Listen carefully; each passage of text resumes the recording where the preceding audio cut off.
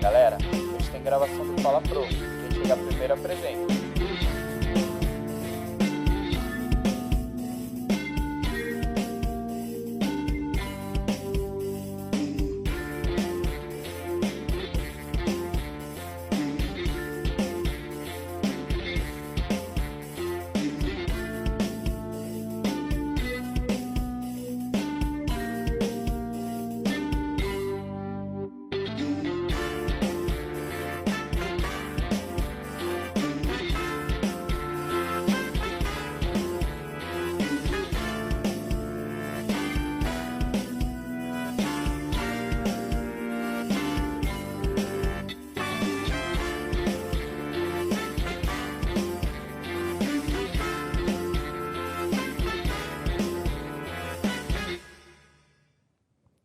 Fala galera, tudo bem com vocês? Sejam bem-vindos a mais um Fala Pro. Hoje trouxemos ele, o contador de histórias, o super-homem da AMB. Com vocês, Fernando Biscalquim, o Joey. Tudo bem, gente? Beleza?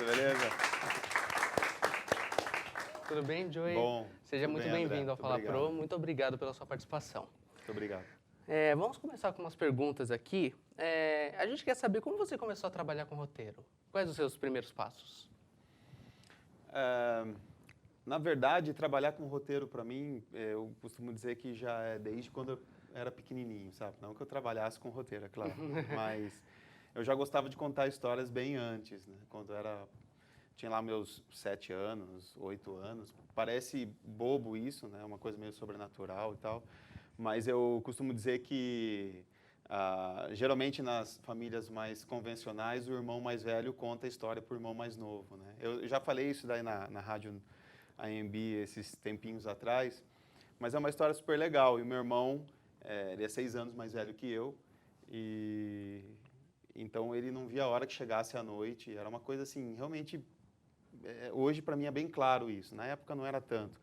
Mas ele esperava a noite para eu poder contar umas historinhas. Eu contava para ele as histórias, né? Nossa, ao invés de ser o fofo. contrário, eu que contava. Tinha umas 4 ou 5 que eu inventei. Pegavam pessoas do bairro mesmo, né? Eram os nomes que a gente conhecia.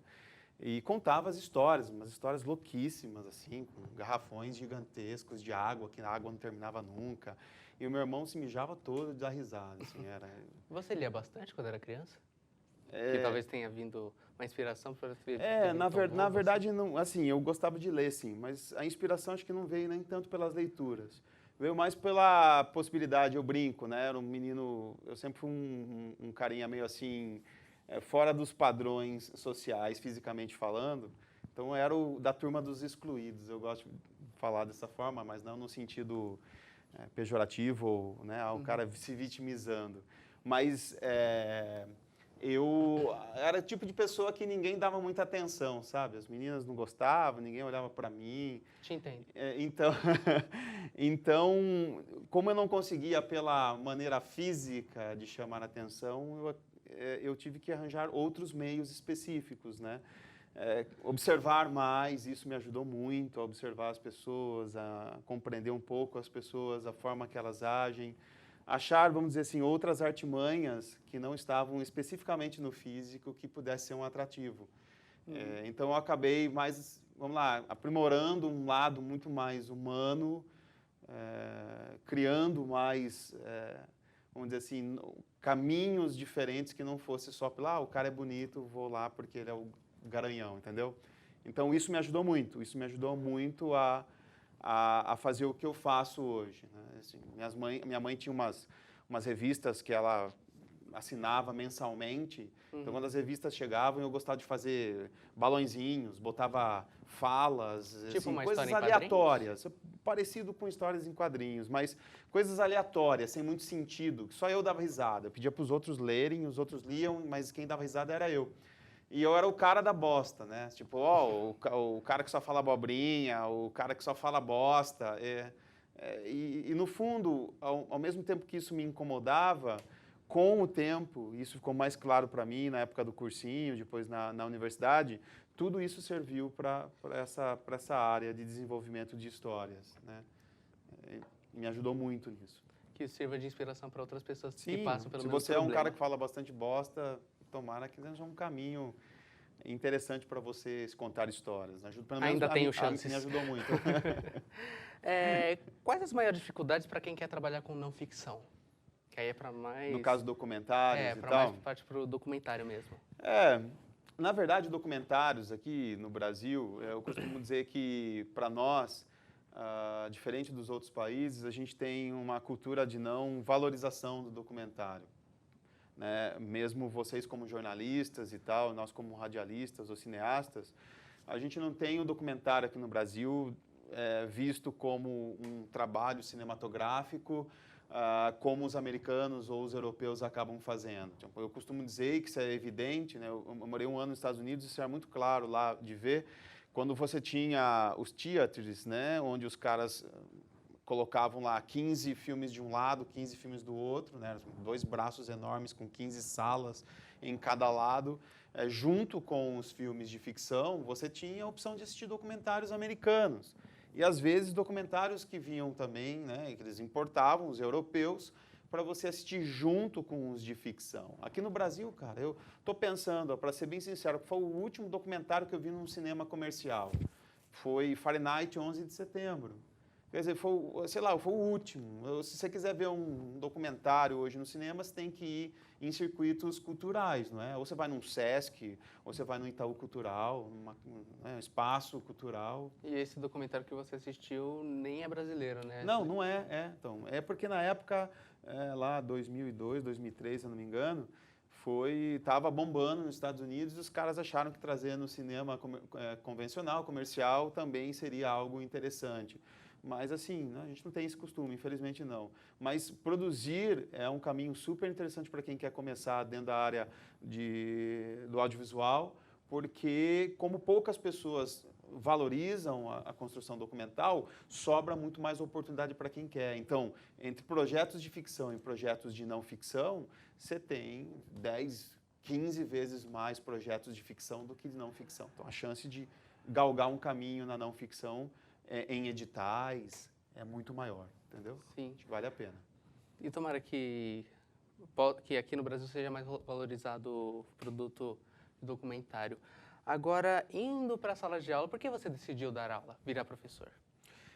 Isso é bem claro para mim, né? Em primeiro lugar, quando eu estudei na Unesp, né? Fiz rádio e televisão lá. E eu me lembro que na minha época eles estavam implantando o sistema de cursinho pré-vestibular para o pessoal carente. Então, era todo um trabalho voluntariado e eles estavam buscando pegar alunos de vários cursos específicos, né, da área de humanas, biológicas e exatas.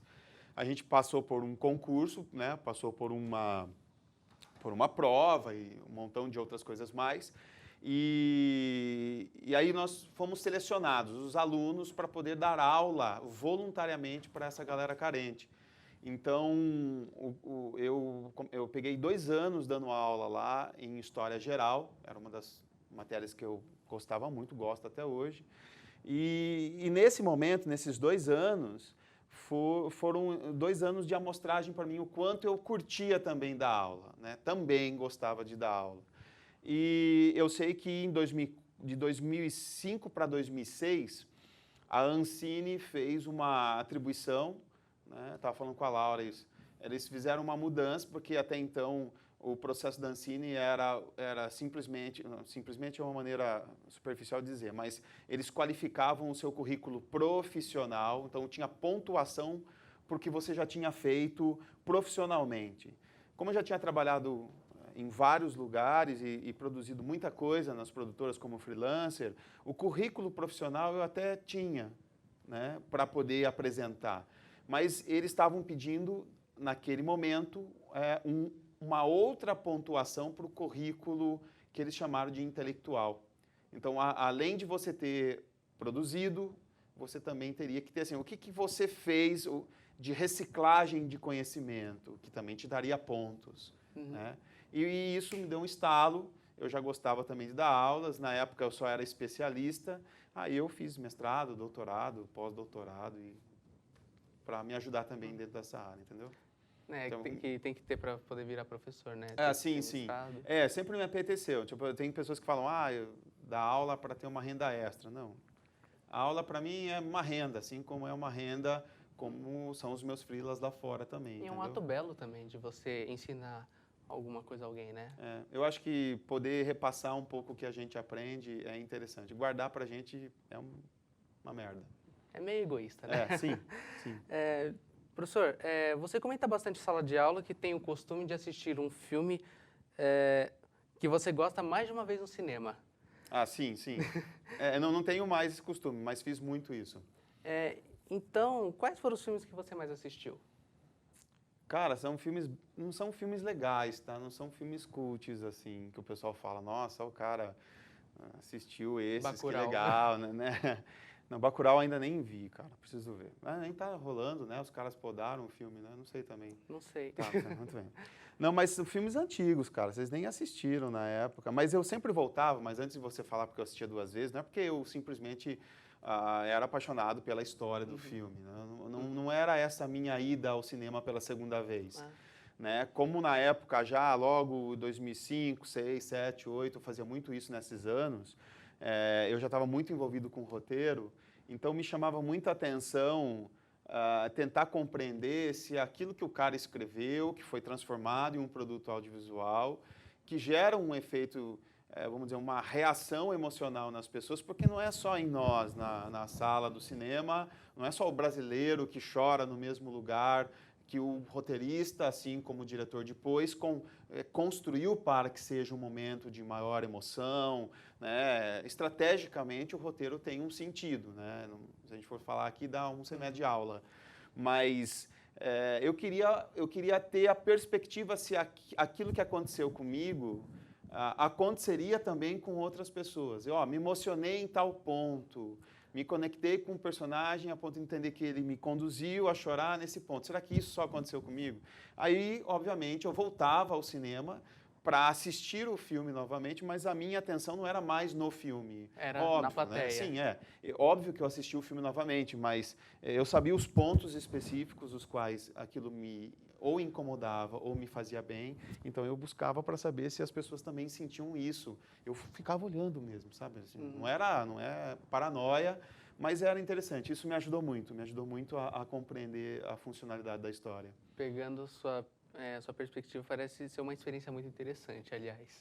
Eu fiquei curioso de ver, de tentar fazer isso. Mas assim, hoje em dia, com o valor que está o cinema, até você pensa um pouquinho, 2, 3 vezes, né?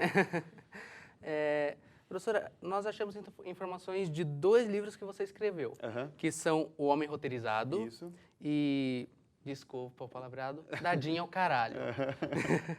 Conta pra gente um pouco de cada um desses livros. Tá. Os 2 livros, eles vieram dos meus estudos em relação aos roteiros. Né? O Homem Roteirizado, ele foi o meu estudo dentro do mestrado. Então, ele é um livro com base um pouco mais ampla na escrita do roteiro. Eu vi que você tem aqui 2 livros de roteiros que são interessantes, né? No caso, o próprio Sid Field.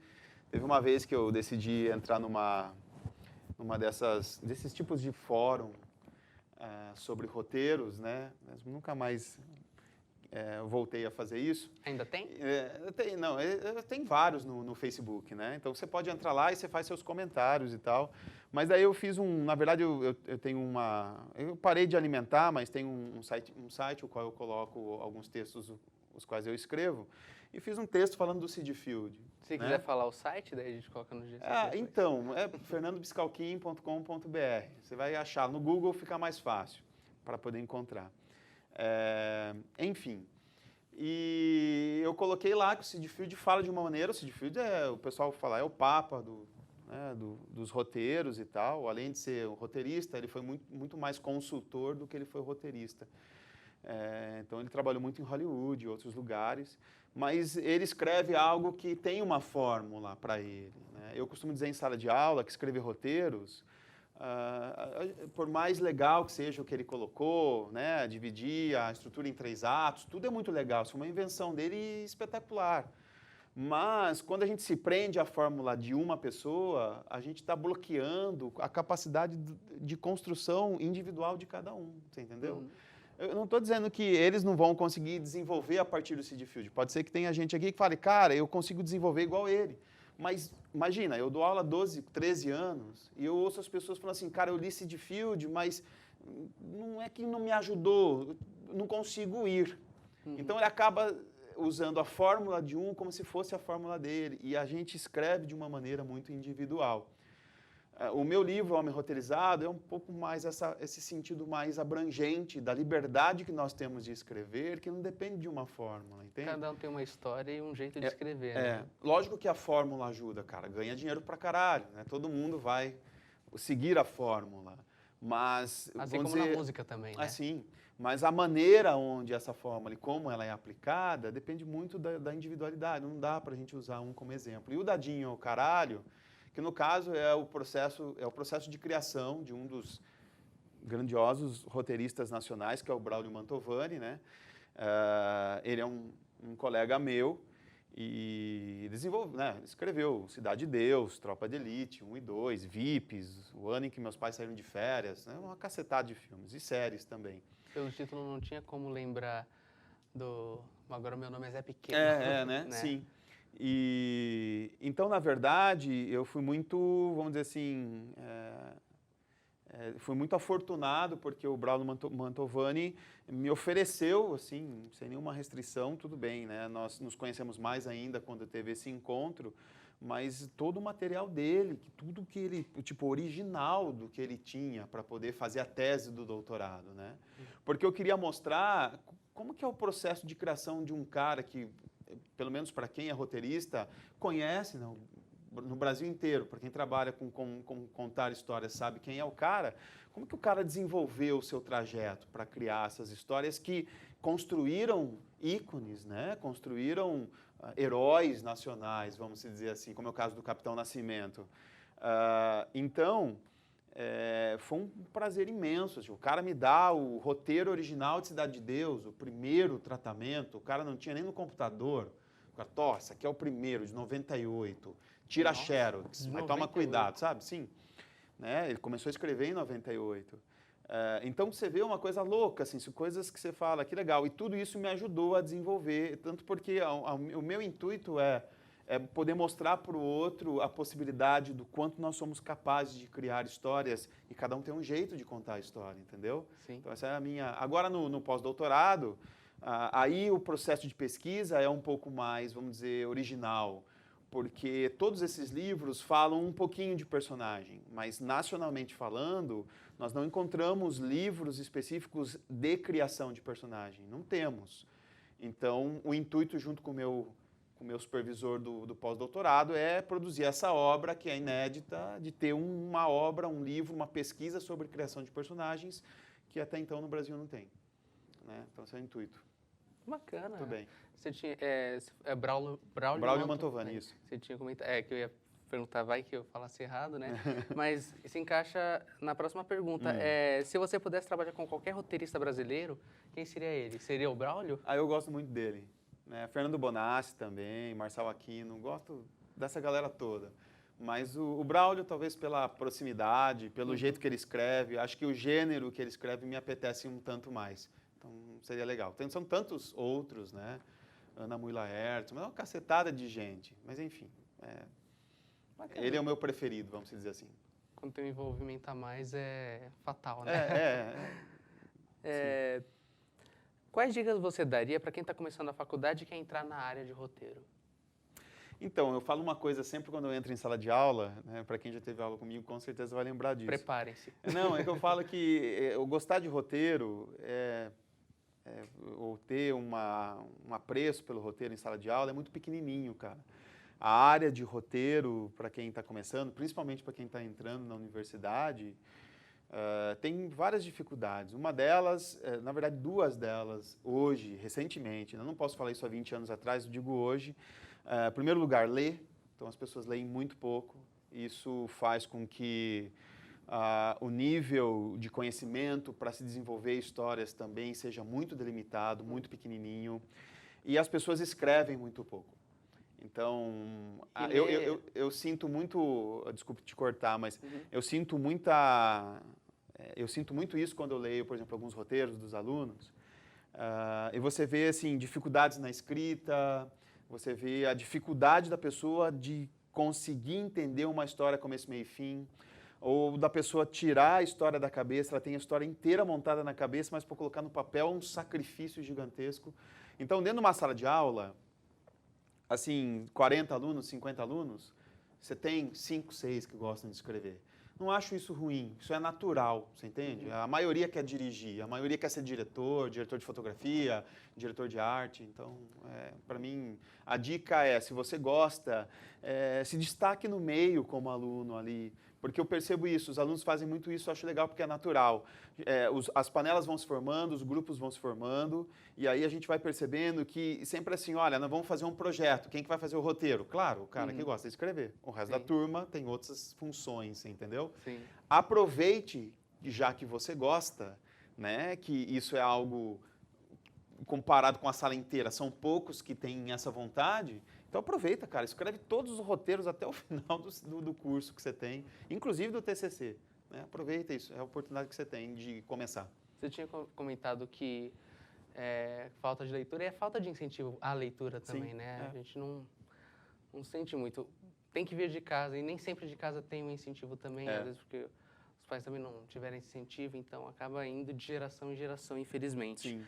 Mas a gente espera que isso mude, né? Vamos torcer, mas a gente vê muito isso hoje nos textos, sabe? A gente tem o costume hoje muito de escrever abreviado, a gente tem o costume muito de... Escrever da forma digital, né? Sim, e até mesmo, vamos dizer, um semi-analfabetismo que vem crescendo, que infelizmente machuca um pouco ao ler. Se você pudesse viver a vida de algum dos seus personagens, qual deles seria? Fala pra gente dele um pouco. Entre vários. Tenho vários. Eu tenho, na verdade, assim, agora ultimamente, como eu venho cada vez mais me dedicando à criação de personagens, eu venho fazendo uma junção de duas coisas que eu acabei me inspirando no Instagram.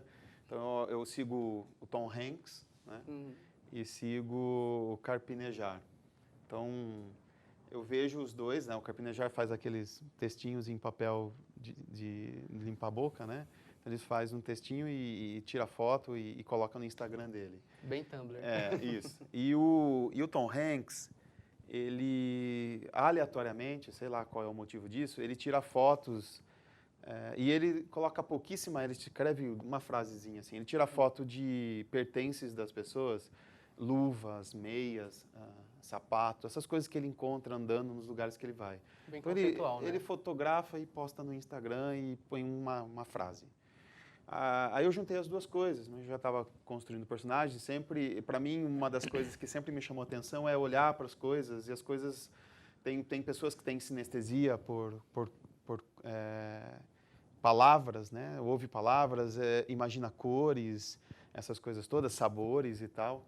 É meio que você pega um objeto e você extrai, né? Na verdade, eles têm nomes, assim, eu olho para as coisas, não que isso seja algo sobrenatural, mas eu vejo coisas e me aponta nomes aleatoriamente, me vem histórias. Então eu comecei a fazer isso no meu Instagram, mas para alimentar isso é um tanto cansativo, mas fio dental, pilha, se você entrar no meu Instagram, você tem hoje acho que 12 ou 14 personagens, que são objetos os quais eu olho, me vem nomes e me vem história. E eu conto um pouquinho sobre eles. Falar de personagens de forma as quais eu já construí, eu estava comentando lá nos bastidores que tem um curta, o qual eu acabei de escrever, já registrei, e tem um outro longa também que eu estou desenvolvendo. Eu acho que tanto o curta quanto o longa tem dois personagens ali que remetem um pouco da minha pessoa, do que eu enxergo das pessoas, da humanidade. Vamos dizer assim, como são trabalhos significativos e solos dessa vez, estou escrevendo só para mim, para depois ver se a gente consegue produzir isso, eu acabei imprimindo um pouco de coisas ali. Assim. Eu não posso dizer para você os nomes específicos, não é mentira, não estou escondendo isso, tipo, não vou falar porque eu não sei. Por quê? Porque ainda eles estão guardadinhos, mas quando eles vierem à tona, eu acho que vai ficar mais fácil identificar. Mas são desses dois trabalhos, são os meus dois personagens favoritos, que acho que me identifico muito a eles. Eles têm muito de mim neles. ali. Que bacana. Você tinha comentado sobre fazer os personagens no Instagram, que você compartilha no Facebook também, não é? É, quando eu posto no Insta e vai pro Face. Então, daí entrando já nesses personagens que você publica nas redes sociais, as ideias surgem de onde? Tipo, de um devaneio que você tem, ou você leva um tempo para construir a história deles? Não, e muito pelo contrário. Na verdade, assim, eu não penso muito. Às vezes eu estou andando na rua e foi o que aconteceu. Eu não me lembro agora. Você me permite dar uma olhadinha aqui? Você bem Pode. rapidinho, né? Posso quebrar o protocolo? Pode. Não está desligado. Na verdade, não vou conseguir ver. Mas, enfim. Depois, para alguém que estiver com o celular ligado, tem um orelhão no meu Alguém da plateia? Não, tudo Instagram bem. lá. Brincadeira. Eu dei um nome, não me lembro mais o nome dele, porque né, não dá para decorar todos, mas são os que me vêm. Então, eu estou andando numa rua, eu vejo um orelhão. E logo em seguida, aquilo me chama atenção. Tipo, tudo bem, orelhão é uma coisa comum, mas me vem um nome. E aí, o que eu faço? No dia inteiro, esse orelhão me faz pensar em alguma coisa sobre ele, sobre o que ele poderia ser, sobre pessoas que passaram pela minha vida, situações as quais eu vivenciei. E aí eu volto, na mesma rua que eu passei, tiro foto desse orelhão e aí, a partir dele, eu conto a história. Não que eu tenha a história pronta antes. Eu tenho alguns insights, mas olhando para ele especificamente, eu consigo criar historinhas que se constroem ali a partir desse objeto, entendeu? Tem um pouquinho de você em cada história? Ou um pouquinho de algumas pessoas em cada história. Não necessariamente de mim. Então, sim, tá. Gente, isso aqui é produção, Obrigado. É o José, muito bem, José. tá? Eu não tenho, como chama? Eu não vou ler o texto aqui, mas enfim, quem quiser ver, estão todos lá. Se eu voltar aqui, tem vários, tem, né? A toalha, tem a tesoura, a lâmpada, e tem algumas coisas as quais... Se você quiser mostrar, Sim. mostrar para... Que eu acho que não dá para ver muito, né? Na verdade, depois de alguma maneira, acho que dá para inserir depois, não sei como vocês vão fazer, mas enfim. Entra no Instagram, tá lá. E na verdade, de quem é? Quem quiser pegar, já vi aqui, muito obrigado. Tem algumas, obrigado, viu? Tem algumas historinhas ali que às vezes servem para algumas pessoas, né? Tem a Luísa que eu vi ali, que é a lâmpada, e para quem depois lê, tem o texto, a história da Luísa, que é a lâmpada, ela é a luz no meio da escuridão, né? E eu falo um pouco de depressão ali, que essa é a luz que, no final de contas, é ainda o resquício final que permite que a pessoa ainda tenha uma possibilidade de continuar a vida sem chegar no seu limite final, vamos dizer assim, né? Então, eu acabo sempre usando algumas características específicas de pessoas que passaram por mim, que eu tive contato na minha vida até agora, então eu acabo empregando um pouquinho nesses personagens. Poxa, que bacana. E mesmo não tendo lido a história, é Luísa Lâmpada? Luísa Lâmpada.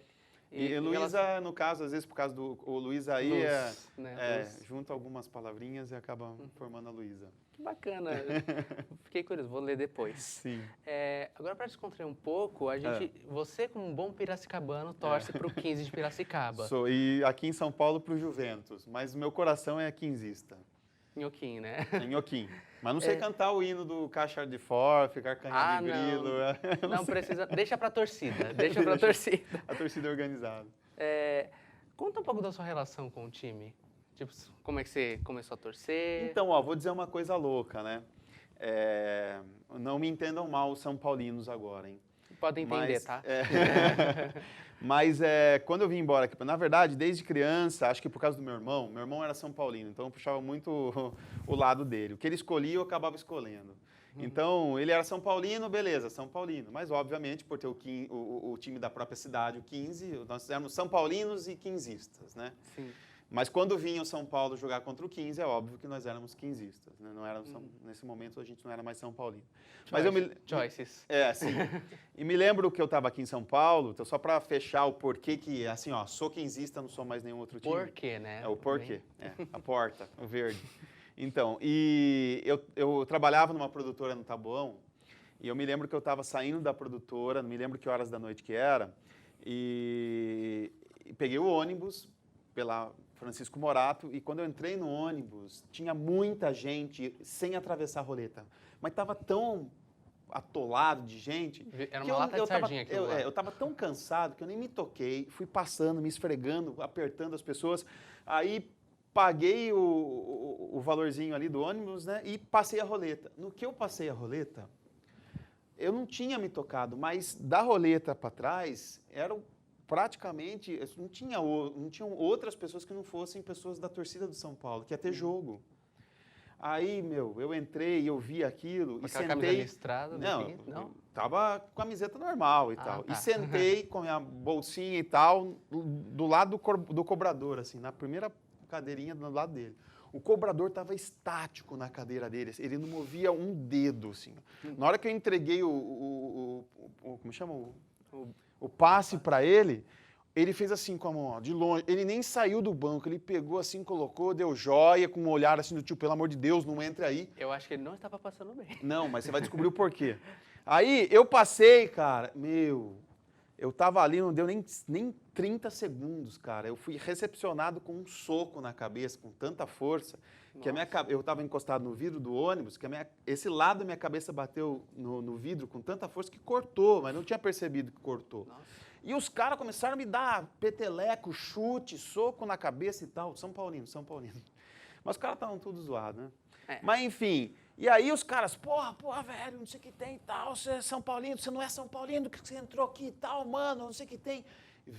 E foi assim, uma história cinematográfica, cara. Aí eu tava com a minha bolsa que eu carregava sempre, e os caras assim, você é São Paulino? Eu sou, cara, eu sou. Eu tava quase chorando, Só né? faltou pedir pra você cantar um hino, né? Então, não, calma, eles pediram. Aí, o que aconteceu? Os caras batendo, os caras socando o cacete mesmo, sabe? Então, prova aí, velho, que você é São Paulino e tal. Aí, eu olhei pra roleta e falei, cara, vou pular a roleta, né? E ninguém, uma senhorinha falava assim, meu Deus, para de fazer isso nele. Aí eu falei, calma, e eu enfiei a mão na bolsa, juro, cara, juro, né? Ninguém acredita nessa história, cara, só minha mãe.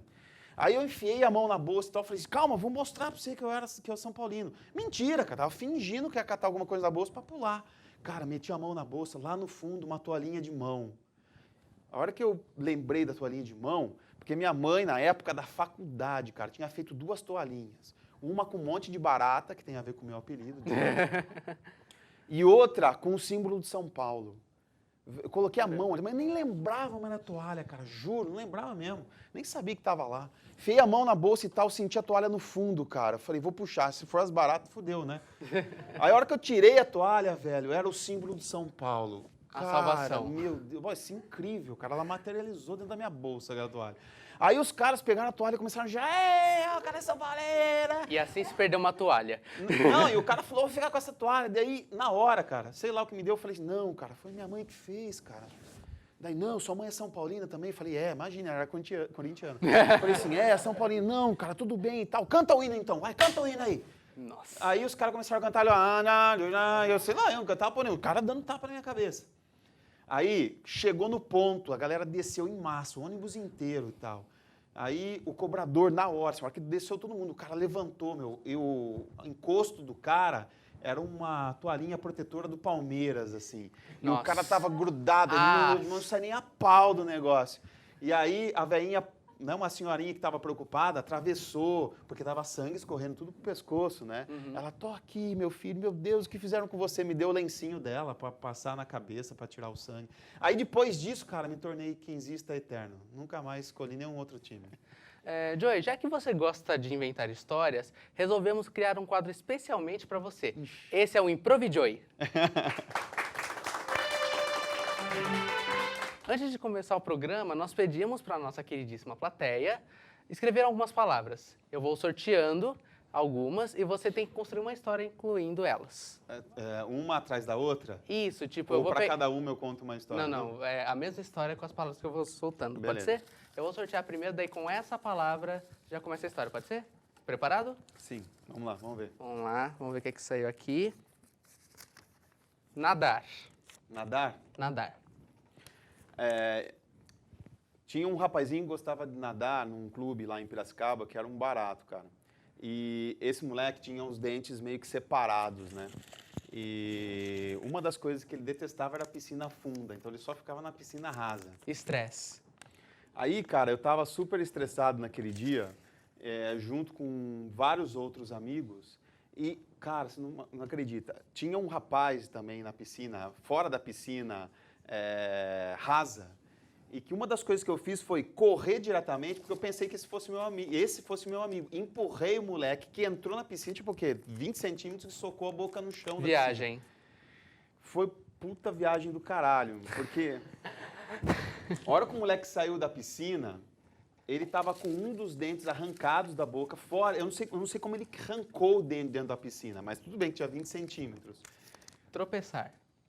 Daí ele saiu louquíssimo da piscina chorando. O pai dele veio num desespero, mas eu não fiquei lá. Eu consegui correr para a piscina mais funda, né? Mas no desespero que o pai dele tava, ele tropeçou, tipo uns 2 metros antes do menino, empurrou o moleque de novo para a piscina. Coitado dele. Né? Mas ele caiu de costas dessa vez. Pior ainda. Rússia. É. Eu sei que o cara ficou tão puto, cara. Eu, de fato, achei que o cara era um mafioso russo, cara. Porque ele começou a encher o saco. Ele falava gritando, assim, tipo... Superstição. E aí eu falei, não, cara, é uma superstição minha. Não pode ser verdade isso. O cara não tá falando. Sabe quando você fica muito nervoso, que você começa a achar que o cara tá falando em línguas, mas ele não tá falando. Na verdade, ele tava putíssimo comigo, que ele não me via. Mas eu falei, mano, o cara só pode ser um mafioso russo. Não era mafioso russo, é claro. Mas ali na piscina poderia ter qualquer tipo de pessoa. Sandy. E daí, meu, saindo de lá, porque a gente tava nervoso, mas eu tentando fugir do pai, né, do menino. E uma das coisas interessantes foi que, na verdade, me broxou totalmente. Que eu falei assim, cara, não sei o que é pior, ter visto o menino sem o dente ou ter visto a campanha da Sandy falando sobre cerveja proibida. Cara. Não, devassa. Cara, isso me salvou, foi o que mais me deixou contente. Sanduíche. Ish. Beleza.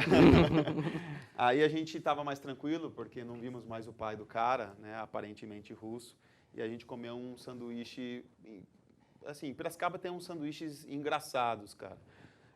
Não sei se você já comeu sanduíche de pamonha. Eles têm umas coisas loucas. Sanduíche de pamonha? Sim. Não que tenha, né?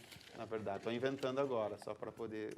A última, Joey. Dentro da história. Muito bem. Leonardo da Vinci. Tá.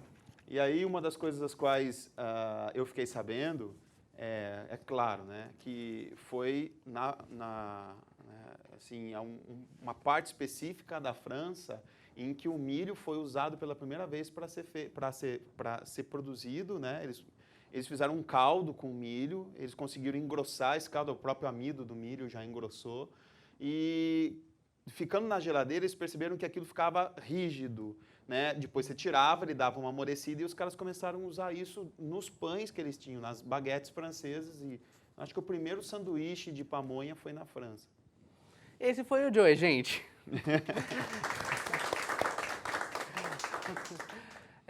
Esse é o quadro em que o feitiço vira contra o feiticeiro. Esse é o Prova Surpresa. O que será? Né? Joey, o quadro funciona assim. Eu vou fazer algumas perguntas e você precisa responder o mais rápido possível. Tá preparado? Vamos lá, vamos ver.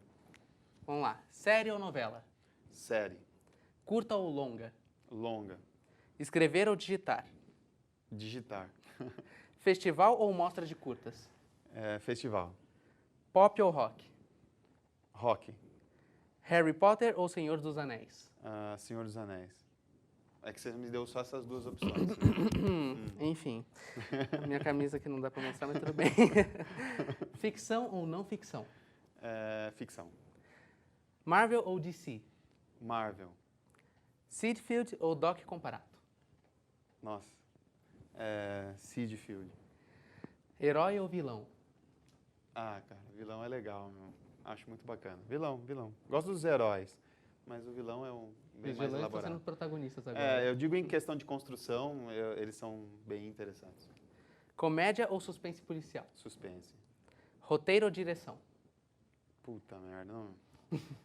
Se fosse há uns 10 anos atrás, uns 7 anos, 8 anos atrás, eu responderia direção. Hoje eu respondo roteiro. Filmes ambientados no passado ou no futuro? Futuro. À Espera de um Milagre ou Náufrago? Os dois são interessantes, narrativamente falando, não que sejam extraordinários, né? Eu estou me explicando. Mas eu gosto da Espera de um Milagre. Steven Spielberg ou Christopher Nolan? Depende muito dos filmes, não mesmo? Eu ainda sou um pouquinho mais o Steven Spielberg. De Volta para o Futuro ou Ghostbusters? Sem sombra de dúvidas, De Volta para o Futuro. Pular de paraquedas ou bungee jump? Paraquedas. Eu não pularia nenhum dos dois, mas paraquedas. Dar aula de roteiro ou documentário ou ficção? É o roteiro.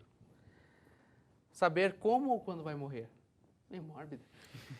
Prefiro como. Porque daí você sempre vai ficar mais atento a fugir dessa situação. Agora, quando é terrível, hein, meu? Momento premonição aqui. Deve ser terrível. David Finch ou Quentin Tarantino? Finch ou Lynch? Aqui tá Finch. Tá. Que no caso, bom, enfim. É que não sei se houve uma troca aí, tá? Porque tem o David Fincher e o David Lynch. Então... Então talvez seja o Lynch. Então eu fico com o Lynch. Problemas técnicos aqui. Fantasia ou ficção científica? Eu gosto muito de fantasia. Acho muito legal. Gostava de... Como chama lá? A Lenda. Gostava de... Como chama? História Sem Fim. Gostava, não gosto ainda. Não assisto mais, mas eram coisas legais, né? Viagem, não sei lá mais o quê, tem uns nomes louquíssimos. Assim. Gosto muito dessas aventuras. Shyamalan ou Shia LaBeouf? Shyamalan. Apesar dos erros, Shyamalan. E por último, Clube da Luta ou Clube dos 5? Clube dos 5.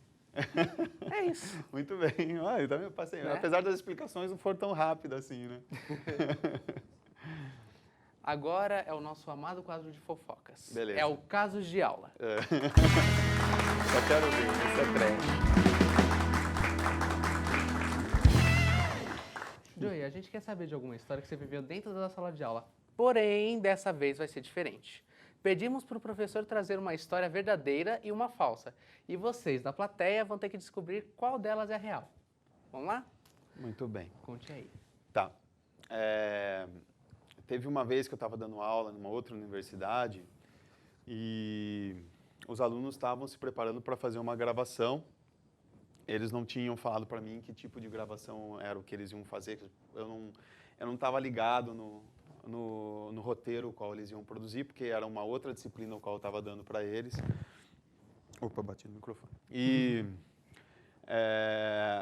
cara, acho que foi uma sensação de 5 segundos, ou um pouquinho mais, foi terrível, cara. Por pouco, de verdade, eu posso falar aqui de boa, cara, eu não cago na calça, literalmente, literalmente.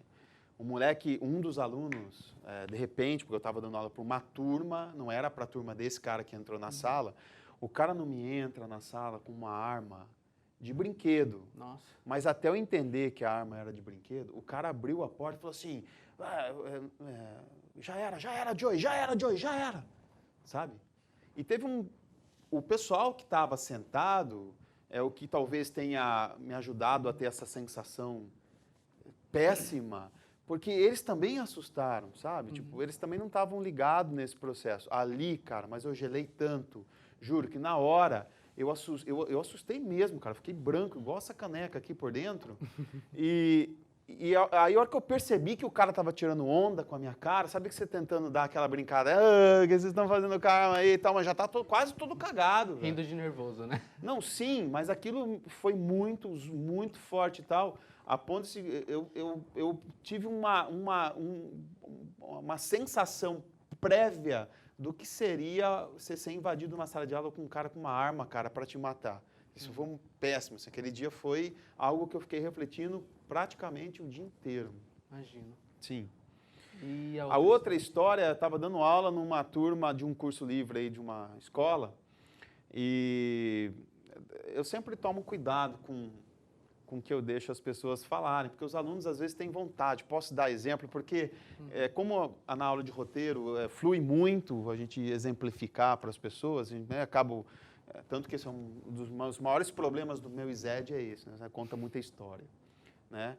E aí eu acabei trocando algumas ideias a respeito, porque a gente estava falando de estágio de criação dos personagens, e pairou no estágio psicológico. E aí a gente estava falando lá, então, né, do terceiro estágio. Aí uma das meninas da sala falou assim, ô Joey, eu queria falar uma coisa para você que eu acho que é terceiro estágio. Né? Terceiro estágio, dentro do conceito de criação dos roteiristas, é aquilo que fica guardadinho com a gente dificilmente expõe isso para o outro. E quando a gente expõe, há uma recepção do outro, né, que a gente fala em sala de aula, que gera ou um rompimento da relação ou uma atração. Né? Ela falou assim, eu tenho uma coisa para dizer que eu sou e eu não sei se isso é terceiro estágio. Ai meu Deus, e agora? Né?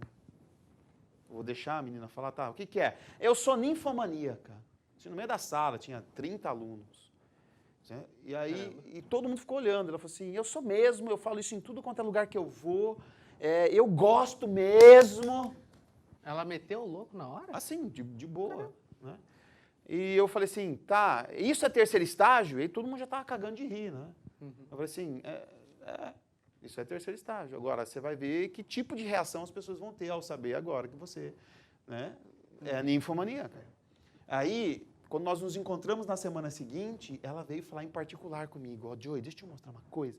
Desde o dia que eu falei na sala que eu sou ninfomaníaca, eu tive mais de 20 pedidos de amizade no Facebook. Nossa, por que será?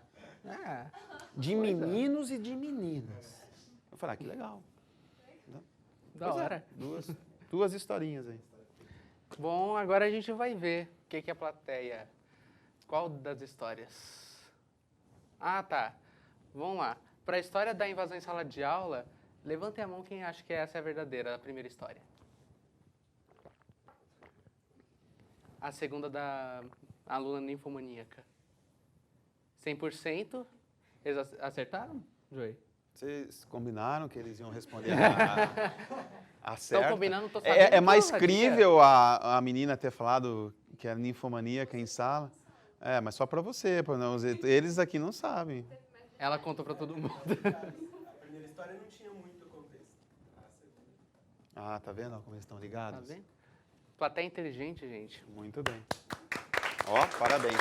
Acertaram em cheio, não teve nem dúvidas. Você viu? Né? Joey, nós procuramos nas camadas mais profundas dessa universidade para ouvir histórias dos seus alunos com você. Este é o Querido Professor. A gente vai tocar algumas histórias anônimas dos seus alunos e você vai ter que descobrir quais são verdadeiras e quais são falsas. Vamos rodar a primeira? Querido professor, foi uma oficina sua e escrevi o roteiro no final. Você pediu para que eu te enviasse que até semana seguinte mandava um feedback. Acontece que eu já estou esperando há uns meses, ainda esperando. Cara, de vez em quando sim, isso é verdade, cara, isso é verdade. A pessoa que está falando aí, com certeza, deve ser uma dessas que estão estocadas, mas são poucos, cara, por incrível que pareça. Não é pessoal. Não é pessoal. Porque sabe que é uma coisa assim, né? Eu não sei, eles depois podem falar. Tem alguns professores que não fazem eles não gostam de fazer essa troca de informações pelo Face, sabe? Nem mesmo por e-mail. Então, conversa pessoalmente e tal. Ou por e-mail da própria instituição. E, às vezes, a galera manda mensagens, ou é uma coisa ou é outra. Ou a pessoa manda uma mensagem, eu vi, só que daí, fora as outras que já chegaram, eu já esqueci. Então, eu sempre falo, cara, me cobra constantemente, me cobre constantemente. Por exemplo, mande assim, Joey, você já falou que está vendo de novo, né? Mas, muito provavelmente, isso é verdade. Essa pessoa deve estar chateada comigo, porque ela deve ter mandado um roteiro para mim já faz um tempinho, deve ter pelo menos o tanto que ele falou, né? Mas, costumeiramente, eu tento não deixar ninguém em fila, assim, cara. Chegou, eu dou uma resposta. Às vezes depende, né? Depende um pouco. Às vezes a pessoa me manda um pedido para dar uma lida no roteiro e não é da faculdade. Quer dizer, ele é da faculdade, mas não é do curso naquele momento, da disciplina. Ô, Joey, tem um roteiro, cara, mas não é da disciplina, é dele. Você consegue ler para mim? Eu leio com muito prazer. Mas, às vezes, é tanta coisa que tem que se fazer que eu tenho que falar assim, na hora que chegar as férias, eu dou uma lidinha, daí eu te dou uma resposta. Mas é verdadeiro, é verdadeiro.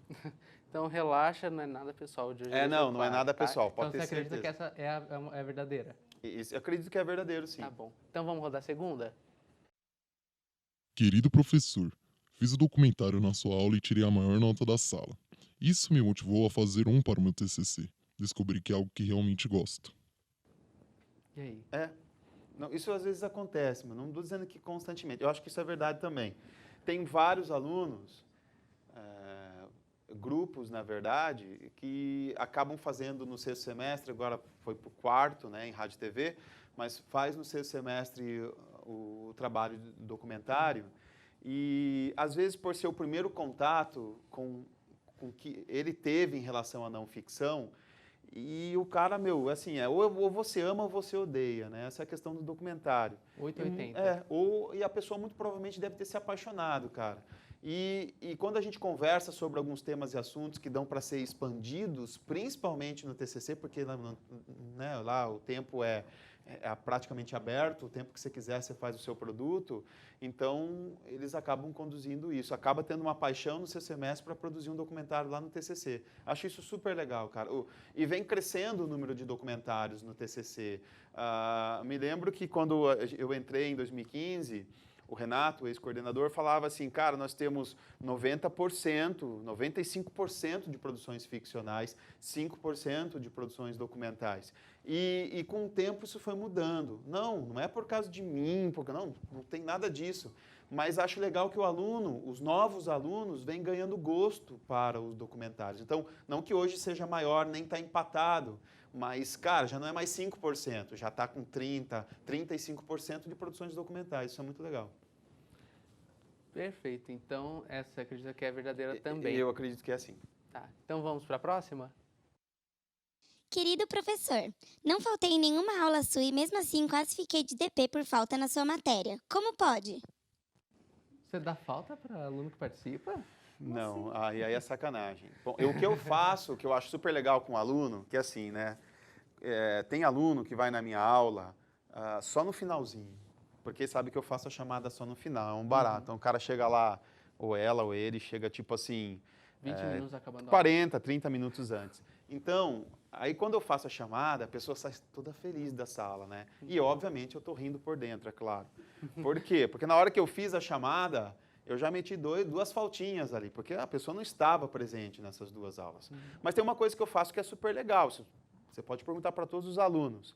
A gente tem uma troca de informações, inclusive no Facebook, que é assim, ó, professor, não vou para a sua aula porque estou com cólica, porque estou cansada, porque fui numa balada, e assim, enfim, todos os motivos humanos que a gente possa ter que, que infelizmente não me conduz aí naquela aula específica. Então, eu acho isso e acredito nisso como um sentido carinhoso que o aluno tem com o professor. Uma consideração, uma atenção. Então, é óbvio que eu dou uma ajudinha de alguma maneira, porque, cara, é terrível, cara. Eu não sou mulher, mas eu vejo isso, as meninas que vão lá, puta de um sofrimento, entende? Fica lá o dia inteiro com dor, com cólica. Não, cara, não vem. Pega o conteúdo com seu amigo, entendeu? E eu sempre dou uma ajustadinha ali, né? Enfim, tem essas duas. Mas não, eu não dou, eu acho que isso é mentira, eu não dou... falta, assim, agora, ultimamente, deve ter sido até erro de sistema, mas não foi do Joey. Sempre sistema. Não tem mais nenhuma, né? Não? Você acertou. As duas primeiras são verdadeiras e essa é a falsa. Tá vendo? Boa, Joey, me conheço muito bem. Pois é, o programa tá muito legal, Joey, mas infelizmente estamos chegando ao fim de mais um Fala Pro. E esse foi o professor Fernando Biscalquim, o nosso queridíssimo Joey. Muito obrigado. André, muito obrigado. Eu que agradeço ter vindo, ter aceitado o nosso convite e foi muito legal o programa de hoje, de verdade. Eu gostei muito. Tava falando lá nos bastidores que, cara, eu queria tanto participar. Muito obrigado pelo convite. Fiquei muito feliz. Tudo tem sua hora. Obrigado.